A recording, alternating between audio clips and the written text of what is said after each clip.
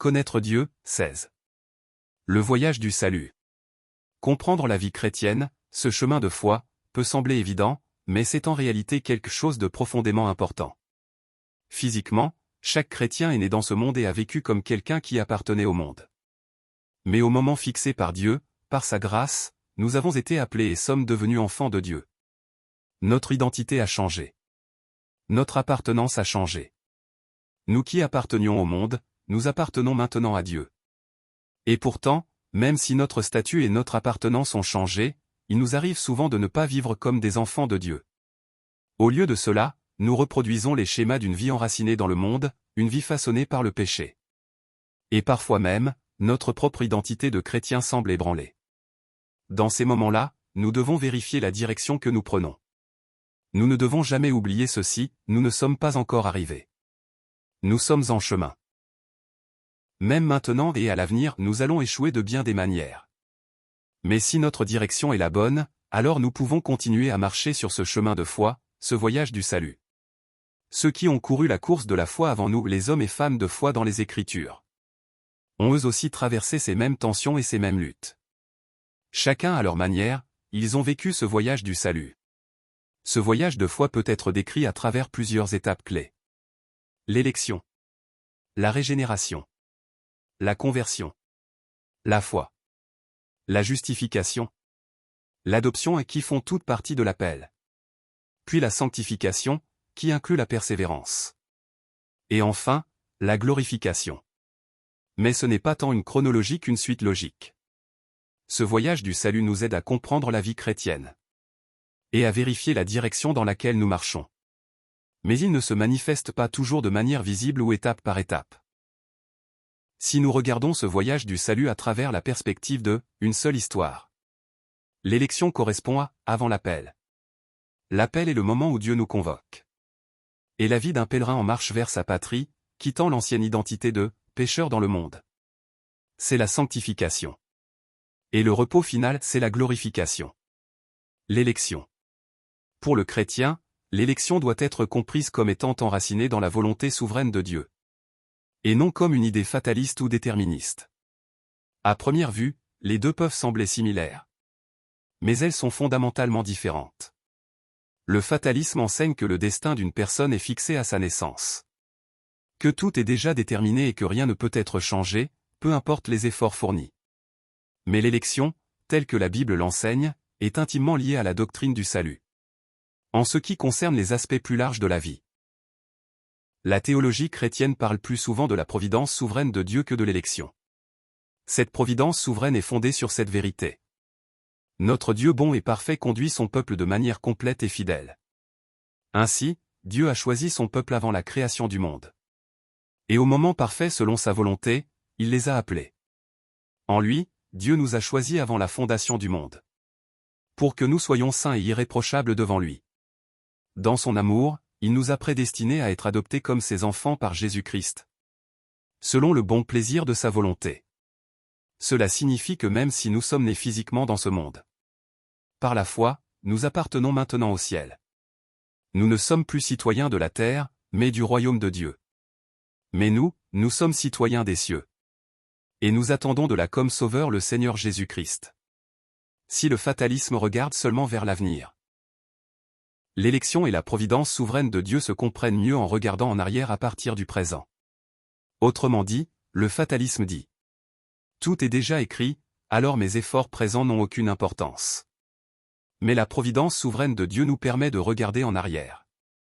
Et de dire, en vérité, toutes choses ont été dirigées par la main souveraine de Dieu. Et lorsque nous regardons vers l'avenir, nous faisons confiance à ce même Dieu. Et nous vivons de toutes nos forces la vie qu'il nous a donnée. Alors un jour, dans l'avenir, lorsque nous regarderons de nouveau en arrière, nous ne nous glorifierons pas de nos efforts ou de nos réussites. Nous dirons simplement « C'était la providence souveraine de Dieu. C'était la grâce, du début à la fin. » L'appel. Une autre manière de parler de elle, appel, c'est tout simplement de dire « être appelé ». Le Saint-Esprit est l'agent personnel de la grâce de Dieu. Celui qui applique cette grâce de manière efficace dans nos vies. Ainsi, dire que nous avons été appelés signifie que le Saint-Esprit est venu sur nous. si nous considérons l'ordre logique de l'appel. Il passe par l'appel, la régénération, la conversion, la foi, la justification et l'adoption. Mais en réalité, lorsque cet appel a lieu, toutes ces choses se produisent en même temps. Autrement dit, lorsque la grâce est donnée par l'Esprit de Dieu. On peut dire que nous avons été régénérés, ou nés de nouveau. Et ce même événement peut aussi être décrit comme une conversion, un retour, ou une repentance. La repentance signifie ceci. Même si chaque aspect de notre vie peut encore ressembler à celui d'un pécheur. Nous nous sommes détournés de la vie que nous vivions autrefois. Et nous sommes maintenant tournés vers Dieu. Et à ceux qui sont nés de nouveau et qui se sont tournés vers Dieu. La foi est donnée. Puis vient la justification. Bien que nous soyons encore pécheurs, nous sommes déclarés justes. Et ils sont gratuitement justifiés par sa grâce. Par le moyen de la rédemption qui est en Jésus-Christ. Puis vient l'adoption et nous devenons enfants de Dieu. Non pas biologiquement, mais légalement et relationnellement. Et vous n'avez point reçu un esprit de servitude, pour être encore dans la crainte. Mais vous avez reçu un esprit d'adoption. Par lequel nous crions, Abba. Père. Tous ces mouvements ne se produisent pas en étapes temporelles. Mais dans un seul et même instant ordonné logiquement, mais non chronologiquement. En recevant l'appel. Le peuple de Dieu devient ses enfants. Et l'union entre Dieu et son peuple est scellée par le sang de Jésus-Christ, qui est Dieu. En lui nous avons la rédemption par son sang. La rémission des péchés. Selon la richesse de sa grâce. Mais si nous marchons dans la lumière, comme il est lui-même dans la lumière. Nous sommes en communion les uns avec les autres. Et le sang de Jésus, son Fils, nous purifie de tout péché. Ainsi, un changement de statut a eu lieu. Celui qui opère ce changement, c'est Dieu. Et c'est accompli par son zèle. Et à cause de cela, cela ne pourra jamais être annulé. Qui nous séparera de l'amour de Christ? Sera-ce la détresse, l'angoisse, la persécution, la faim, la nudité, le danger ou l'épée? Selon ce qu'il est écrit. C'est à cause de toi qu'on nous met à mort tous les jours. Qu'on nous regarde comme des brebis destinées à la boucherie.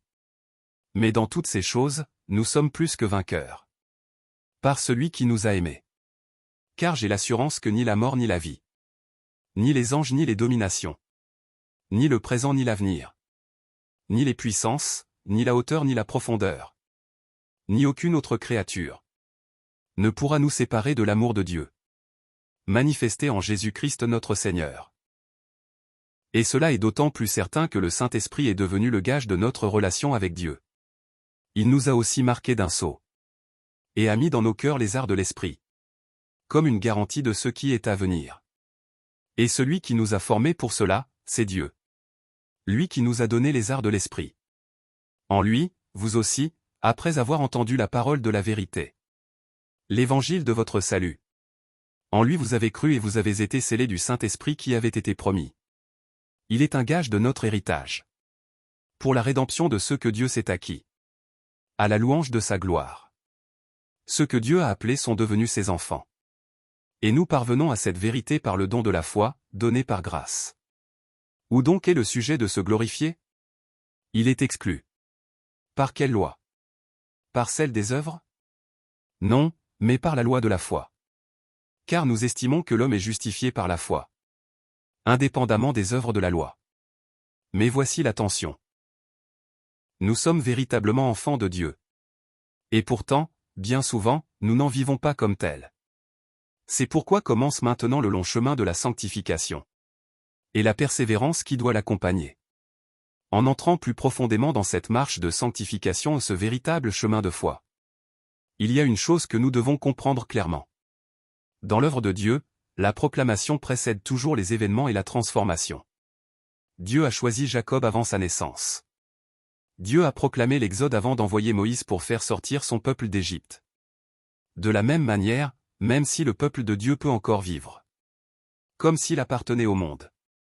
Dieu commence par lui donner le nom d'enfant de Dieu.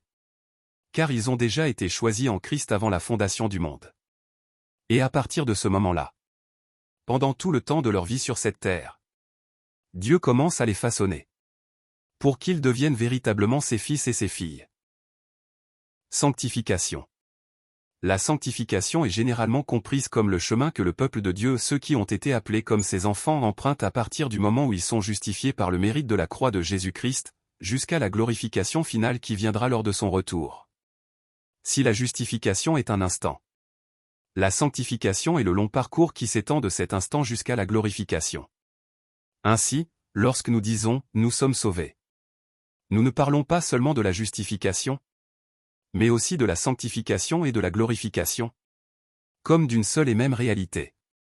Approchons-nous d'abord de la sanctification des enfants de Dieu du point de vue de la sainteté.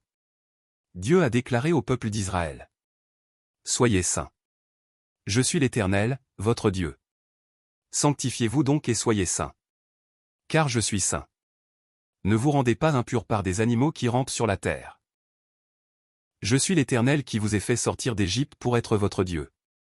Soyez donc saints, car je suis saint. » Lorsque Dieu a donné cet ordre à son peuple, ce n'était pas en fonction du degré de sainteté qu'ils possédaient déjà.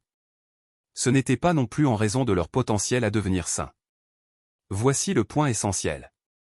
Bien qu'ils soient incapables de se rendre saints eux-mêmes, Dieu les rendrait saints, assurément parce qu'il est fidèle. Mais lorsque nous regardons à travers l'Ancien Testament, nous voyons qu'Israël, qui représentait le peuple de Dieu, a constamment désobéi, résisté, et vécu loin de l'appel de Dieu à la sainteté. Les enfants d'Israël et de Juda n'ont fait que ce qui est mal à mes yeux depuis leur jeunesse. Eux et leurs pères se sont rebellés contre moi jusqu'à ce jour. Tu as péché depuis les jours de Gibéa, ô Israël, et c'est là que tu es resté. Il est clair que si Dieu a déclaré « Soyez saints », alors la vie du peuple de Dieu aurait dû progresser vers la sainteté. Mais ce que nous voyons dans l'Ancien Testament, ce n'est pas un mouvement vers la sainteté, mais un détournement vers la rébellion. Et cela, nous devons le comprendre clairement. Ce n'est pas un échec de la part de Dieu. Ce n'est pas un manque de puissance chez Dieu. C'est au contraire une partie intégrante du processus de devenir saint. La sanctification, telle qu'elle est présentée dans les Écritures, ne consiste pas en l'espoir que nous deviendrons de meilleures personnes aujourd'hui qu'hier. La vraie sanctification, c'est cette prise de conscience profonde et continue. Que, hier, aujourd'hui et demain, nous sommes toujours aussi démunis. C'est cette reconnaissance répétée. Que, sans l'amour de Dieu et la grâce de Jésus-Christ, nous ne pouvons même pas vivre un seul instant. C'est ce que les Écritures proclament encore et encore. Connaître Dieu. Et se connaître soi-même. Voilà la sanctification. La sanctification ne consiste pas à nous améliorer par nos propres efforts ou par notre ferveur. Ce n'est pas l'histoire d'une croissance régulière ou d'une maturité que nous aurions produite nous-mêmes. C'est plutôt une prise de conscience toujours plus profonde de la réalité immuable du péché qui demeure en nous. Une détresse croissante face à notre besoin de la grâce de Dieu. Une dépendance plus totale à la puissance du Saint-Esprit. Et une fuite constante vers Jésus-Christ. Dans le processus de sanctification, nous ne devenons pas plus fiers de notre progression. Nous sommes au contraire abaissés et humiliés. Et dans cette humilité, l'amour de Dieu, la grâce du Christ et la puissance de l'Esprit brillent d'autant plus. C'est pourquoi Paul ne s'est pas dirigé vers des positions de force ou d'exaltation de soi. Il a marché vers la faiblesse. Vers les lieux où sa fragilité était exposée. Car plus il diminuait, plus il découvrait la grandeur de Dieu. Mais il m'a dit: « Ma grâce te suffit, car ma puissance s'accomplit dans la faiblesse. Je me vanterai donc bien plus volontiers de mes faiblesses, afin que la puissance de Christ repose sur moi. C'est pourquoi je me plais dans les faiblesses, dans les outrages, dans les détresses, dans les persécutions, dans les angoisses. Pour Christ, car quand je suis faible, c'est alors que je suis fort. » La sanctification ne consiste pas à bâtir notre propre force. C'est le renoncement à nous-mêmes. La conviction croissante et répétée que nous sommes totalement incapables. Et que, sans la grâce de Dieu, nous ne pouvons même pas vivre un seul instant. C'est se rapprocher toujours plus de celui qui est véritablement saint, Jésus-Christ. Ceux qui ont reconnu la vérité de ce qu'ils sont vivent dans la vigilance et l'examen de soi. Et parce que veiller sur son propre cœur ne peut se faire seul, ils se rassemblent en communauté pour s'encourager, s'exhorter, et parfois se reprendre avec amour. Non pas parce qu'ils étaient déjà arrivés, mais parce qu'ils savaient à quel point il est facile de s'égarer. Ils ne s'unissaient pas pour monter plus haut, mais pour se soutenir mutuellement lorsqu'ils glissaient. C'est cela, la sanctification. Persévérance. La persévérance est souvent évoquée en lien avec la sanctification. Mais contrairement à la sanctification qui est un processus, la persévérance est la garantie divine qui porte le peuple de Dieu jusqu'au bout. C'est l'assurance que le Dieu qui nous a appelés comme ses enfants nous conduira fidèlement depuis le commencement de cet appel, jusqu'à son accomplissement dans le royaume éternel de Dieu. Cette persévérance ne repose pas sur l'effort humain, mais sur la providence souveraine de Dieu. Et cet appel lui-même? Ce n'est pas quelque chose qui a commencé à mi-chemin dans notre vie. Il a commencé en Christ avant la fondation du monde. Glorification. La glorification est l'étape finale. Elle s'accomplira au retour de Jésus-Christ. Ou, dans un autre sens, elle a lieu lorsque nous quittons ce monde pécheur et entrons dans la présence de Dieu. Après l'appel et le chemin de la sanctification. À travers toutes nos luttes, nos faiblesses et nos échecs répétés. Vient enfin un jour où le péché ne sera plus. Ce qui restera, c'est uniquement notre identité d'enfant de Dieu. La vie de péché aura disparu pour toujours. Toute la joie et toute la douleur, les pleurs et les rires de ce monde brisé est disparu. Et à leur place, la présence éternelle de Dieu dans son royaume. Puis je vis un nouveau ciel et une nouvelle terre. Car le premier ciel et la première terre avaient disparu. Et la mer n'était plus. Et je vis descendre du ciel, d'auprès de Dieu, la ville sainte, la nouvelle Jérusalem, préparée comme une épouse qui s'est parée pour son époux. Et j'entendis du trône une forte voix qui disait: Voici le tabernacle de Dieu avec les hommes. Il habitera avec eux. Ils seront son peuple. Et Dieu lui-même sera avec eux. Il essuiera toute larme de leurs yeux. Et la mort ne sera plus. Il n'y aura plus ni deuil, ni cri, ni douleur. Car les premières choses ont disparu. Je ne vis point de temple dans la ville. Car le Seigneur Dieu Tout-Puissant est son temple. Ainsi que l'agneau. La ville n'a besoin ni du soleil ni de la lune pour l'éclairer. Car la gloire de Dieu l'éclaire, et l'agneau est son flambeau. Les nations marcheront à sa lumière. Et les rois de la terre y apporteront leur gloire. Ses portes ne se fermeront point le jour. Car il n'y aura point de nuit. On y apportera la gloire et l'honneur des nations. Il n'entrera chez elles rien de souillé. Ni personne qui se livre à l'abomination et au mensonge. Mais seulement ceux qui sont inscrits dans le livre de vie de l'agneau. Il n'y aura plus jamais rien de maudit. Le trône de Dieu et de l'agneau sera dans la ville. Ses serviteurs le serviront et verront sa face. Et son nom sera sur leur front. Il n'y aura plus de nuit. Ils n'auront besoin ni de lampe ni de lumière. Car le Seigneur Dieu les éclairera. Et ils régneront au siècle des siècles. Oui, telle est la promesse. En ce moment, nous vivons dans ce monde comme ceux qui ont été appelés à être enfants de Dieu. Nous sommes sur le chemin de la sanctification. En route vers cet état final et parfait de glorification. Mais notre Père, notre Dieu nous conduira assurément jusqu'à son royaume.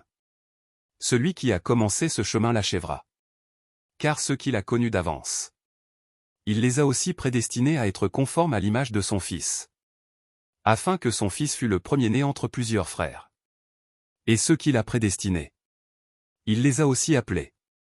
Et ceux qu'il a appelés, il les a aussi justifiés. Et ceux qu'il a justifiés, il les a aussi glorifiés. La direction ultime de la vie chrétienne. La destination finale de notre foi. C'est la glorification. Et pour cette gloire, Dieu a commencé l'œuvre du salut avant même que nous soyons appelés.